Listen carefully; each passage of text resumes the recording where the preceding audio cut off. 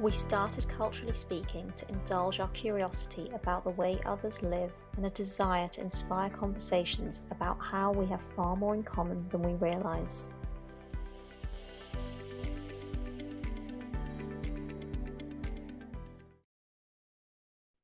So today we have a very special guest. Yeah, very good friend of ours. Welcome, Adewale. It's good to see you. Thank you for having me. It's been a hot minute, I think, since we've all been together in the same room. It's been a while. I think that was 2019. The BC before COVID times. Actually, that's not true, Adewale. We went to that virtual game thing. Do you remember? Neha wasn't there, I think. No, you were. She wasn't. Why not? Probably because I saw virtual game and opted out. So the long and short of it is we all used to work at the same place and we all now work at different places, but we've been friends for a few years. And I think Neha, when we were thinking about this finale episode and asking the question of what does it mean to be British, it just made sense for us to ask someone who's not originally British, but is now living here. Yeah. So, Adewale, do you want to tell us, how did you come to live here and what's your original cultural background? Well, for starters, I'm still not British. So I'm Nigerian, of course. The right way to pronounce my name is Adewale. But again, one of the things that I found interesting, because now as a Nigerian, sometimes you take out the first letter of your name and replace with like an apostrophe, or you just take it out because it still means the same thing, even without the first letter. So I took out the A and it's just been apostrophe Dewale. But that's easier pronounced as Diwali, which is a more known festival of light. And so that has just stuck. So Diwali is what people call me at work and everywhere. So I'm Nigerian. I moved into England again, 2018, and I used again because I'd lived here before, went back to Nigeria, and then came back. So how I came about coming back was that I did this thing called getting married. So I got married. My wife, who then was obviously not my wife, she had studied medicine in Ukraine, and she'd looked. Some people are more planners than others, right? So she'd planned her whole life out. She thought, she's Nigerian, by the way. She went to school in Ukraine, did 6 or 7 years in Ukraine. And whilst in Ukraine, she knew she wanted to practice medicine in England. So when we met and we're talking about, plans, okay, we're getting married and stuff, one of the hard conditions was that we were going to live in England. So that's how I got to move back to England. I didn't quite like it at the time, but I'm doing okay now. I was about to ask because you said I moved again, and obviously something made you leave the UK the first time. And it sounds like you wouldn't necessarily have moved back had you not had that big life event, getting married, that brought you back. No. I mean, I didn't plan to move back. I had no plans to move back. But I'm a very open person, and I'm open to challenges and open to like living in new places. But I thought living in England before, it was just, for me, it was a place where, as compared to other countries that I'd been to and spent a bit of time, I guess the challenge is that when you live in a place versus when you visit, they're two different things, right? Completely. So before 2013, I come to England a couple of times, but it's basically just landing in London. And one fun fact, I'd never flown into England via Heathrow. And I've been to England many times before, and even up to now, whenever I travel out of England, I've just never used Heathrow Airport. That is shocking. I Yes. used to fly out of Heathrow twice a week. Yes, because there's this place called City Airport, London City Airport, where people I do like it. feel like I feel like people sleep on it, but it's so much easier to get through. It's so much. It It's is. it's such a breeze. So, okay, I lie. The reason I decided not to fly Heathrow was because on one flight into England, after I'd come in and out through London City, because then my sister was living in West London and in East London. Was it East or South London? One of those places. So it was easier. It was like 20 minutes on the train from London City Airport.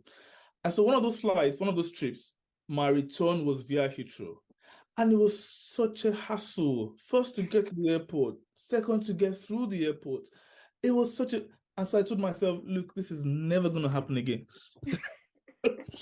So yeah, before I derailed, what I was talking about was, so I visited England a couple of times, came into London, always London, going to see games at the Arsenal Stadium. I'm an Arsenal fan.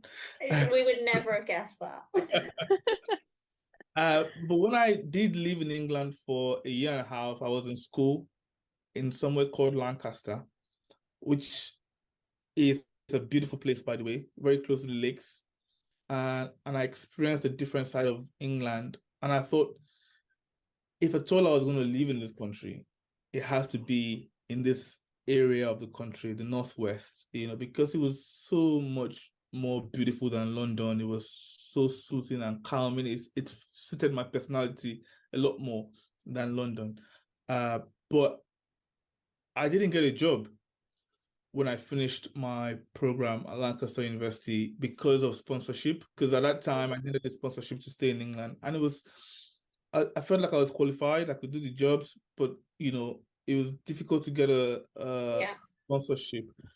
So I left in frustration. And when you leave like that, you have very little desire to come back. So that was why it wasn't in my plan. I was actually thinking about, okay, going to the States or going to Canada to live before life happened to me.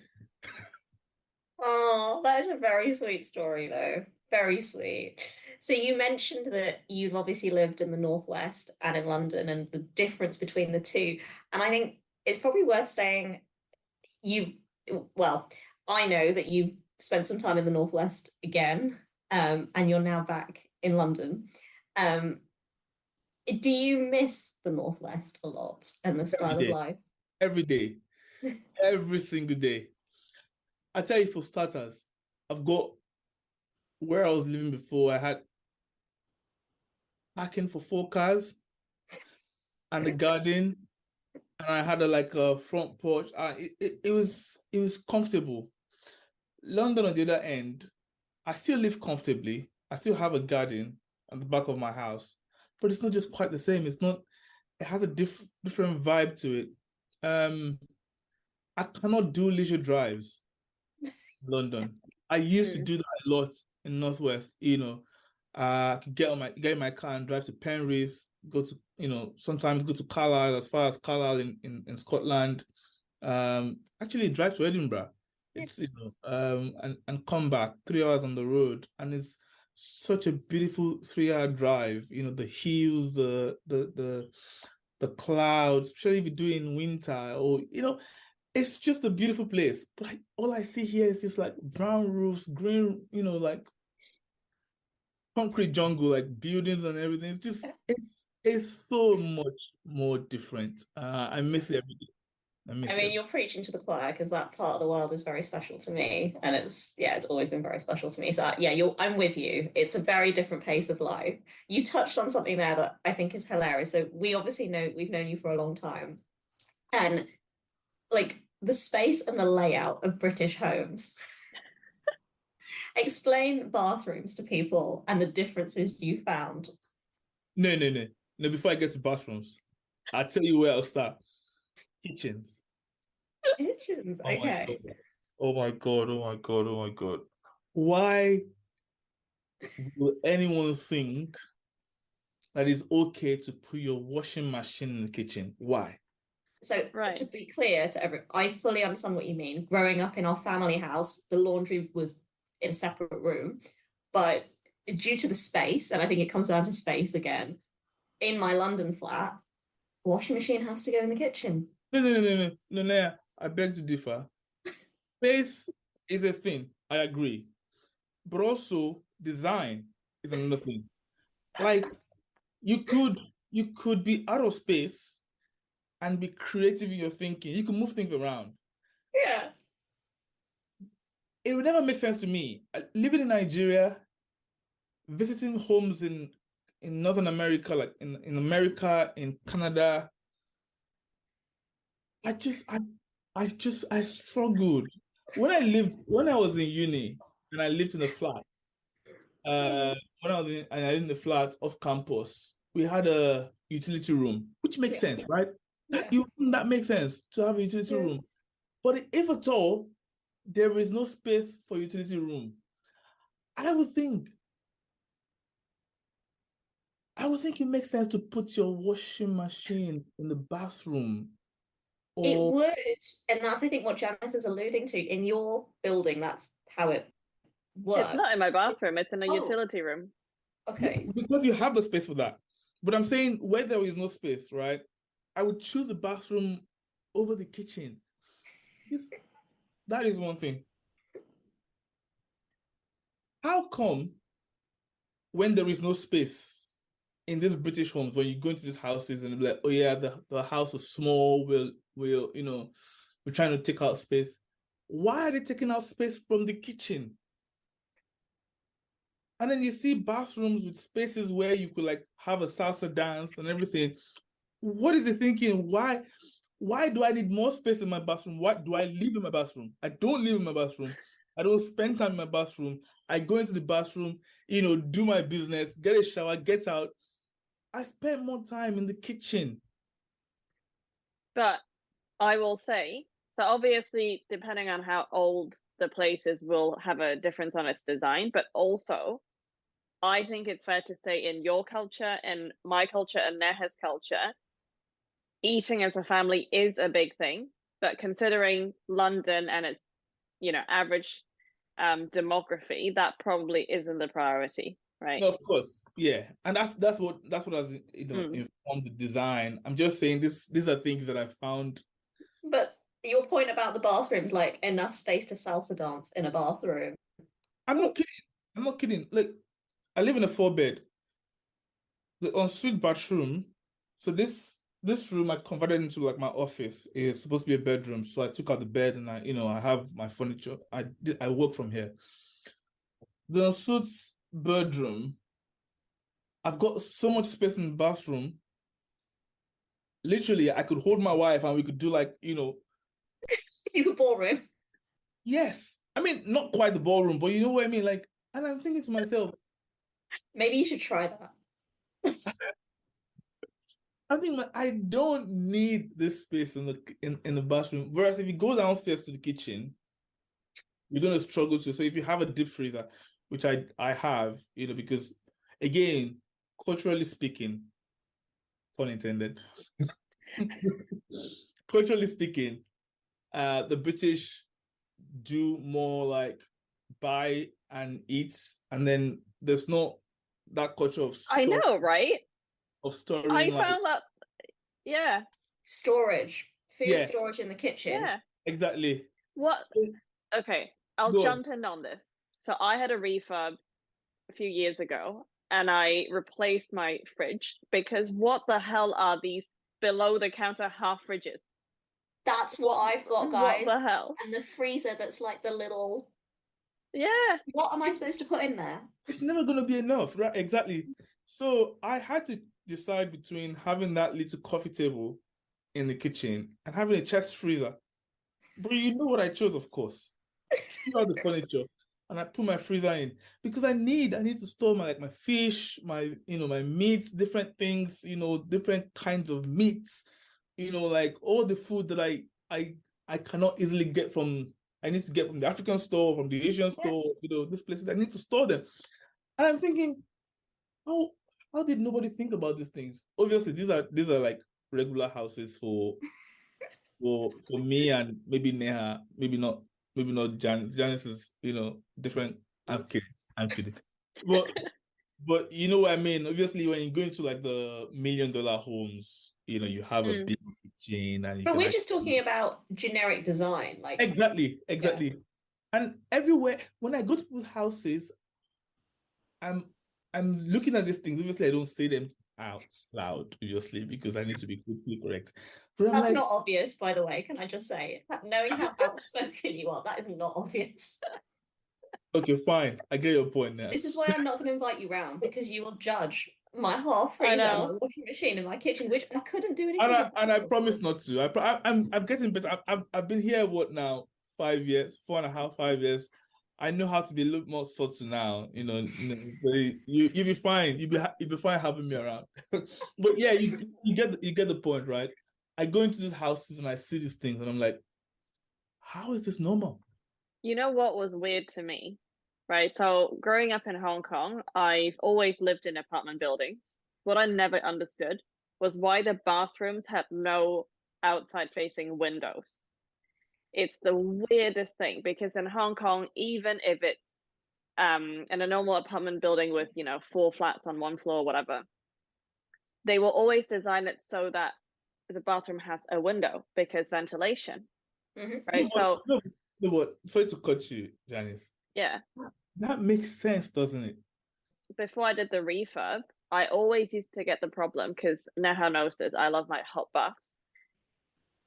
I would have to sand and repaint my ceiling quite a few times because mold grows, however good the extractor fan is. So when I did the refurb, I actually physically brought back a high power Japanese brand ventilator and installed it, and I've never had that problem since. Do you know why? Do you know why this is news to you? And I want to apologize in advance to British people who are going to watch this episode. But British people don't shower. I'm not kidding you. This is the truth. Fine. I think you can kick me off. You can kick me off the show now. Okay, elaborate by what, because I understand what you mean, but elaborate. I'm very happy to elaborate. Just go on Twitter and do a search for British shower, and you're gonna see horrible things. Like, you see horrible things. People go like 2 weeks without showering, and people make this kind of excuse. Is this true? I'm not kidding. Okay, maybe 2 weeks is a bit, but a week, and people, like, when you talk to people, like, oh yeah, I share a flat with someone and they only use the bathroom on Sundays. They only shower on Sundays. I'm telling you that this is the truth, because I was clueless. That is not self-care Sunday, people. And and we were shocked about people not washing their legs in the shower. So, have you seen that? They just let the water run down their bottom. And this is the most bizarre thing I've heard. Like, how do you say? I need to catch my breath, because this is so. First of all, this is why I'm very skeptical about my kids going to nursery 5 days a week. We go only 3 days a week, because I can't have them mixing with dirty kids, because these kids don't shower. They don't, because they don't. My wife's a doctor, and sometimes she comes home, like, she wakes me up to tell me things like, oh my God, you're not going to believe what I saw today, because these are shocking things. They cannot wait till the next day. Like, literally, she said to me one day that a mother brought her baby, and she said the baby has like skin rashes and stuff. Well, how often do you bathe this baby? Well, like, only when it's dirty. And then my wife goes on to ask, can you explain, what do you mean by only when it's dirty? What do you mean by dirty? Yeah. Like, when it's had like an explosion and the poop is come up, like, to the chest. So every day, what happens? Why just wipe him? You just do what? So these are the people that this is the thing. I cannot. When my kids go to nursery, I bathe them every night when they come back. They cannot sleep.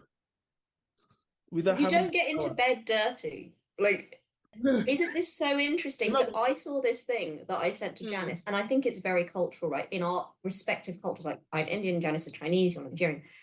And I think this is something we have in common, right? Is how we mark cleanliness, like what we consider dirty. So your wife is a doctor, and maybe you've got children, so you can talk about this. Do you know when a baby's born? It's not common practice to wash it. Whereas in our culture, yeah, so my grandmother was a midwife, right? So first thing, you wash that baby because it's Neha, believe me when I tell you that I've heard things and I've seen things. Look, people look at you like you're crazy when people ask. So this lady said when she asked the doctors and the midwives post delivery to wash that baby, they were like, really? it's a weird thing. Like, why are you doing it? And I'm like, oh my God, why will you not do Not. it? Yes, thank you. Cleanliness is next to godliness. Oh, guys. We think Be that clean. though. We think you have to be clean to worship. Where we started from is the bathroom design. So these guys, they've built these bathrooms because they don't spend time in the bathrooms. I guess I'll ask another thing then, because we all come culturally, our background from ex-colonies. Growing up, did you have preconceived notions about what British culture would be like and what living in the UK is like from people that had either been or traveled, or the stories that were passed down? Yeah. I mean, when I first came to England many, many years ago as a teenager, I think the idea was that you thought it was a bit different from where you were coming from. And I guess it was different. I mean, the UK today and the UK 20 years ago is vastly different, right? So I'd always thought about England as, a more civilized place, which is not true. More civilized, and I use that in quotes, thinking, people always follow the rules, because back in Nigeria, if you did something wrong, like, okay, you can't try that abroad, right? That's what someone's going to say to you. You can't try that in England. You can't try that in the US. So you had this utopian idea of, okay, the UK is this perfect place, and, everyone is lined up and everyone is, but it's so far from the truth, man. Like, literally, this is like the ghettoest of ghetto I've lived in. But yeah, that's on the side. So I had that expectation where, okay, fine, things are a lot easier. You had to work only just a little bit to earn, a lot, and whatever you earned was sufficient to sustain, because people always sent remittances back home from the UK and the US, and so I've always thought about it as an easier place, but it's not true. It's not true. That's very interesting to me, because obviously now you grew up here. I didn't. And coming to study, it was exactly the same preconceptions around, especially academically speaking. And it's just an open question, right? Not pointing fingers, but I wonder if it has any effect on, the country's performance against other countries, because, I mean, obviously I live here now, but I can't tell you how much more advanced my syllabus was in Hong Kong. And I don't know if it's a good thing or a bad thing, because I know when you're a very young child, you catch up. In the primary school years, you catch up.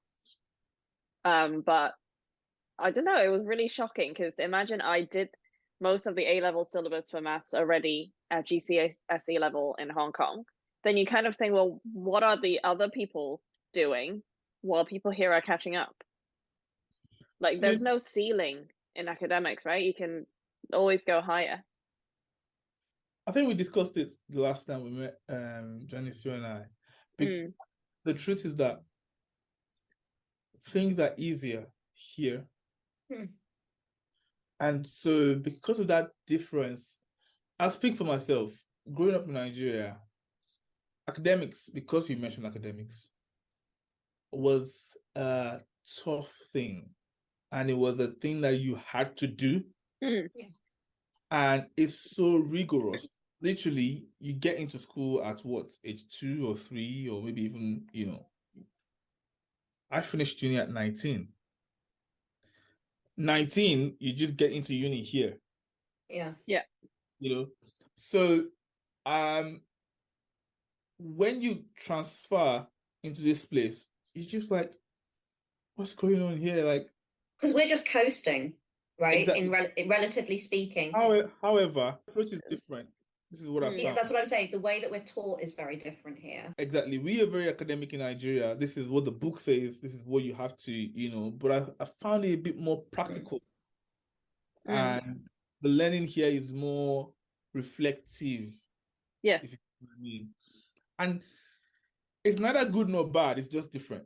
I agree. I think that is why even now, 20 years from when we left our respective homes to study abroad, people still do it, right? Because it is very different. I think I was talking to, so Neha knows this happened. I met up with my high school politics teacher in my recent trip to Hong Kong. He's moved his whole family to Hong Kong. He was my teacher here in the UK. And we were talking about what would have happened if I had left for boarding school younger, right? And this guy, he's now a head of sixth form at a British international school in Hong Kong.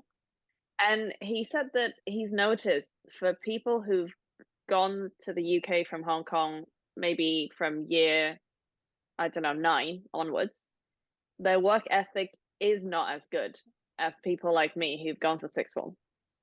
So I find that interesting because, work ethic has been very, very strongly tied to Asian countries.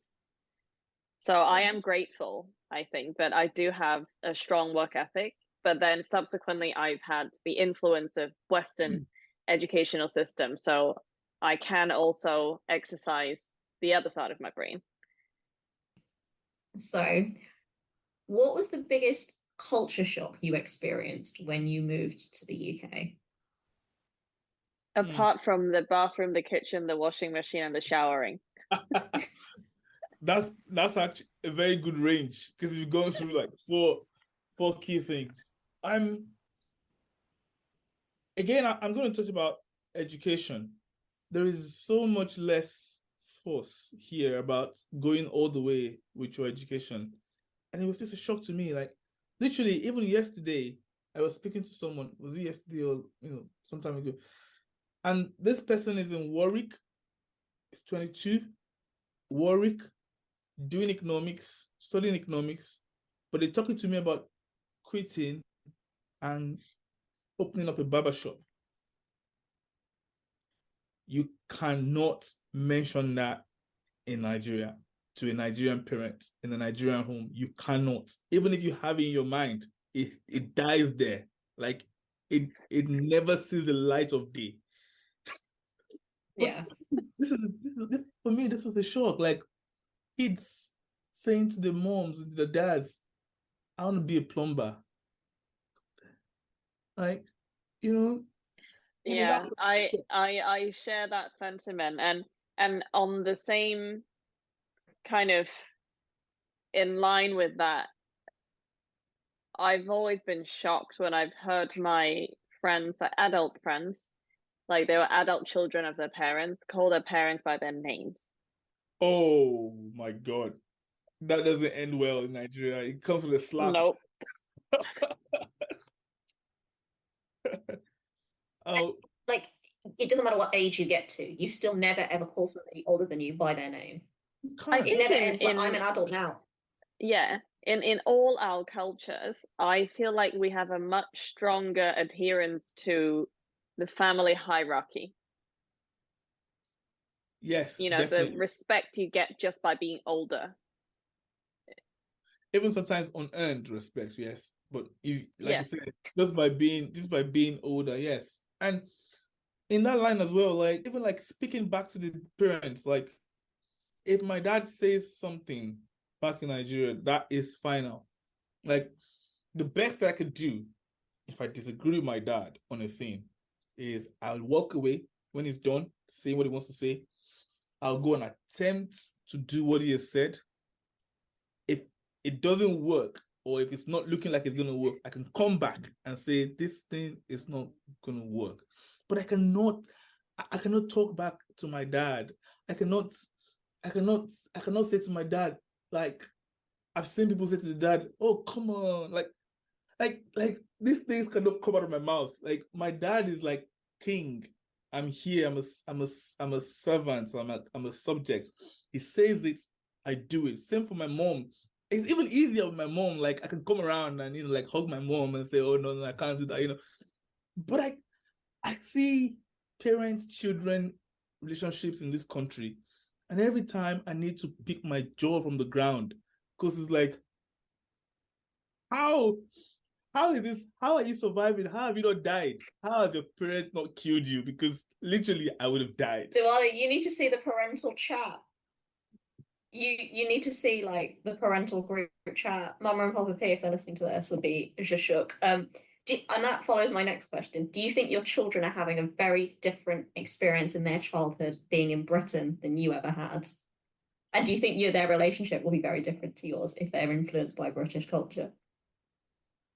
First of all, I think they're going to be influenced by the culture. There's no running away from that. But I'm going to try. I'm going to try with every last drop in my body, you know, to make sure that, you know, it's not completely eroded what we had. Because I think it's good. I think that the culture here will influence them if they end up growing up here, because, like I said, I'm open to living anywhere in the world.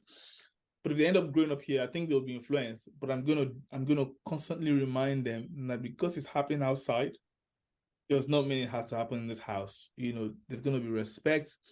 I'm not gonna tolerate people talking back at me. I'm gonna foster an environment where people can share their thoughts, you know. I'm going to spend a lot of time in the house. I don't mind giving up my career. It doesn't mean anything to me. You know, when it comes to versus, you know, raising a very well-balanced, mature, independent kids. But in doing that, I need to instill a culture of respect, because I think that is gone in this culture. I'm gonna instill a culture of deference where, you know, you don't agree with a superior person, but you have to kind of listen, because sometimes as kids, you know, you think you have these rights and you know these things because you've seen what's happening. And yes, you may know, but experience, you cannot buy these things. I've been there, I've done it. I'm telling you, it's not going to work. I don't have the time to explain to you why it's not going to work. You're going to have to find out. You know that chat you see on Twitter, you know? Yes. You find out. You're gonna have to find out, you know. But I'm telling you, I don't want you to find out, you know, the hard way. So there's gonna be an influence, but I'm gonna do everything I can, because I think that I don't want my kids growing up, you know, a typical British. You want them to shower? Yes, I had to go there. And actually, like, someone once told me something very wise, right? That we get to choose which parts of which culture and traditions we keep, just like how we don't force women to bind their feet anymore. Yeah. You know, that was very much part of Chinese culture a long time ago. And sidebar, I'll have, you know, you are saved as Adewale in my phone. Oh, that's cool. I used to call because you that's Adewale. your actual name. That is my actual name. Yeah, Yeah. I used to call you that for so long, and then everybody at work said it differently, and then I stopped because I thought it was wrong. I'm so glad you clarified. You went with the herd. Sorry. Yeah, I try always not to call you like Diwali, like, or Diwali, like the lights. Like I try not to call you. Does anyone call you Diwali? Yeah. Yes, people do that. Yes. And I'm like, oh my God, please don't. Look, we had this whole conversation, I think, almost every episode we talk about this, Neha. The number of people who mispronounce her name. My name is craziness. My name is not even a foreign name, it's an English name. And it gets mispronounced constantly. And the other day at a coffee shop, not Starbucks, actually, I got a really lovely cinnamon whatever tea. It was cinnamon hibiscus. It was amazing. And the guy said, can I get your name for the order? And I said, Janice. And then he said, John. And I was like, you can call me I John always if you give- want, hey. I always give a fake name. Yeah, Yes, Kate is my the wife easy does one. that. My wife says Grace, because you cannot misspell Grace. You cannot You want to bet? Grace. Yeah, You you wanna want to bet? Okay. And Okay. on I was shocked. that same topic, one of my friends, we experimented this for a couple of years, right? Every time she goes into a Starbucks, she will ask for a fat wife, and they will not smile, or they just don't notice it, and they give her a flat white. Fat wife. Yeah, a fat wife. And they still give you a flat white? Because that's what they hear. Yeah. What's Is- your fake name? What fake name do you use? I never give one. I just give Adewale. It's like whatever you do with it is up to you. That's bold. And I've got one last question for you before we finish. So, what does it mean to be British? Aside from, just holding the passport, it's difficult to say, to be honest, because I'm going to be as frank as possible here. The other day on LBC radio, someone called in and said, Rishi Sunak shouldn't be our PM. It's not even British. Oh, yeah. You saw that one, and the presenter was saying, what do you mean he's not even British? He's got a British passport. He went to he's been here all his life. He went to school here. Like, what does it mean he's not British? Like, he wasn't born here. Well, neither was Boris Johnson. He was born in New York. So that question, honestly, I'm not able to answer that question categorically because I'm still struggling to understand what it means to be British. If you're not British by birth, are you really British to some people? If you're British by birth, but you don't look a certain way, are you really British to some people? Exactly. I'm going to get my British passport next year. Does that make me British? To the tax man, it does. But exactly. But on the street, am I really, do I have to put my passport on my forehead to show that I'm British before someone treats me in a particular way? So I guess that question, is pregnant, and it's got so many things about it. I mean, it could be the culture. For me, when I meet a British person, a white British woman in her 60s or 70s, I could tell. You don't need anything, and you don't need to say. You just need to open your mouth. Sometimes you don't even need to open your mouth. I just need to see you, and I know you're British. But for someone like me, I could be born here, look like this, speak like this, because even though I was born in this country, I grew up around Nigerians and Nigerian community, and the accent has not even really changed because and I'm still not British enough for people. So honestly, I just don't know.